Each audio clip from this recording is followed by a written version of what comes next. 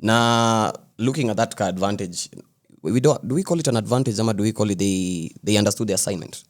Tumezoea kuwaita Starehe Boys and now they're actually living up to their name because they actually outsmarted everybody when it came to developing these things. Now, it's actually interesting seeing they did all that and some of their customer teams are having trouble. I'm talking about the defending champions because, like, look at the last race. Both cars did not even start. There are claims that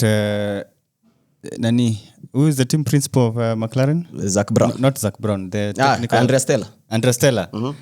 It's saying that the manual they got from Mercedes is missing a few pages. They're calling it information lag. But now the understanding is supposed to be 100 pages, but maybe they have they like only 70. They have 70 pages. They have the setup, but they don't have the use. So basically, they are watching Mercedes, seeing what they are doing, and they say, see, we have the same engine. Let's go and try to do it. But they can't replicate what Mercedes is doing for some reason. It's to put it in simpler terms, it's like everyone here has the same phone, but Mushiri for some weird reason has a better he's taking better photos than us. He's zooming now, more than the rest.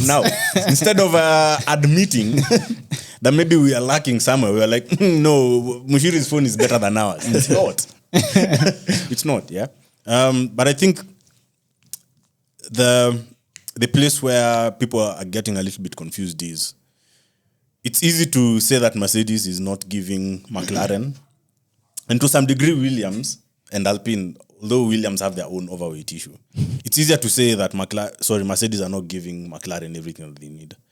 But we know the power unit is one half of performance, but we also have the chassis side, which is the mechanical and the aerodynamic bit. Okay? Now on the power unit side, I think there was a regulation, after 2016, and I think on the group, your WhatsApp, I shared a case where 2015 Mercedes didn't want Vettel to get into the podium.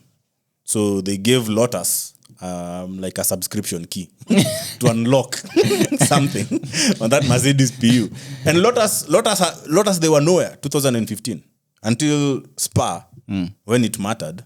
Then for some weird reason, Lotus became very competitive. Then after the race, Mercedes told them, don't use that mode again.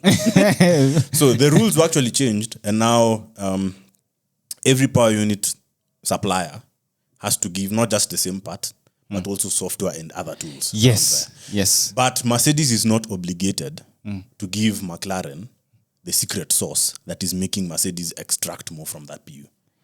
Okay, so that is like... technically, they have the dumplings, but they don't have the soy sauce hapo kando. They don't. And the soy sauce, from my honest analysis, or from my perspective, it's how the deployment and the regeneration strategy that Mercedes is using. Because that is custom to every team. In short, the deployment and regeneration, what I'm talking about is, if a driver has to, let's say, downshift to gear 1, not all drivers have to do that. Power units are different. There's a driver who can downshift to gear 1.